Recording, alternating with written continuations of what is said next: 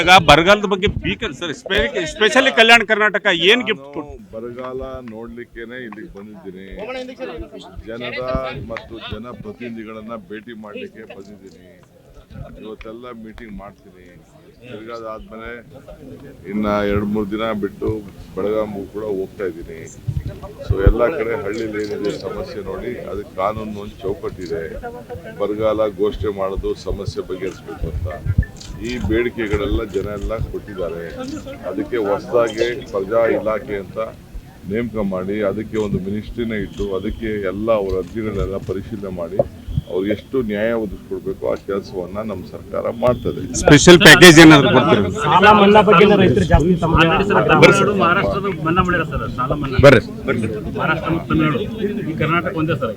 ಎಲ್ಲಿ ಸಾಲ, ಯಾವ ಸಾಲ ಅದೆಲ್ಲ ಪರಿಶೀಲನೆ ಮಾಡೋಣ, ಆಮೇಲೆ ಮಾತಾಡೋಣ. ಈಗ ಬರಗಾಲದ ಬಗ್ಗೆ beaker sir specially Kalyana Karnataka ಏನ್ ಗಿಫ್ಟ್ ಬರಗಾಲ ನೋಡ್ಲಿಕ್ಕೇನೆ ಇಲ್ಲಿಗೆ ಬಂದಿದ್ದೀನಿ.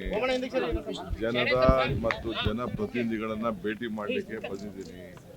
ಇವತ್ತೆಲ್ಲ ಮೀಟಿಂಗ್ ಮಾಡ್ತೀನಿ. ತಿರ್ಗಾದಾದ್ಮೇಲೆ ಇನ್ನ 2-3 ದಿನ ಬಿಟ್ಟು ಬೆಳಗಾವಿಗೂ ಕೂಡ ಹೋಗ್ತಾ ಇದ್ದೀನಿ.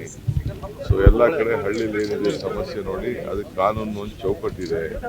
ಬರಗಾಲ ಘೋಷಣೆ ಮಾಡೋದು ಸಮಸ್ಯೆ ಬಗೆಹರಿಸಬೇಕು ಅಂತ ಈ ಬೇಡಿಕೆಗಳೆಲ್ಲ ಜನ ಎಲ್ಲ ಕೊಟ್ಟಿದ್ದಾರೆ.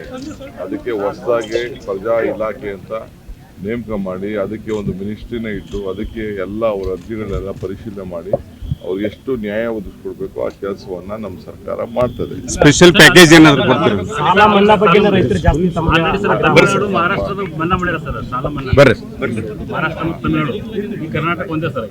ಎಲ್ಲಿ ಸಾಲ, ಯಾವ ಸಾಲ ಅದೆಲ್ಲ ಪರಿಶೀಲನೆ ಮಾಡೋಣ, ಆಮೇಲೆ ಮಾತಾಡೋಣ.